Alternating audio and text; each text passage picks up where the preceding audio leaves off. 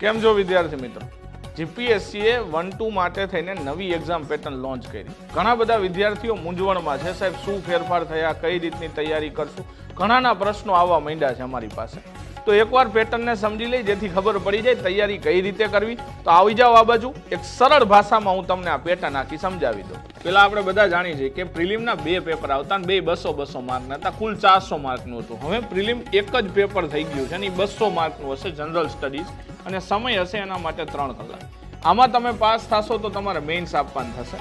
મેઇન્સની અંદર 2 પેપર લેંગ્વેજના હશે ને 300 માર્કના હશે, ગુજરાતી અને ઇંગ્લિશ. એમાં ફરજિયાત 25% એટલે 75 માર્ક્સ લાવવા પડશે, તો જ તમે આગળ વધી શકો.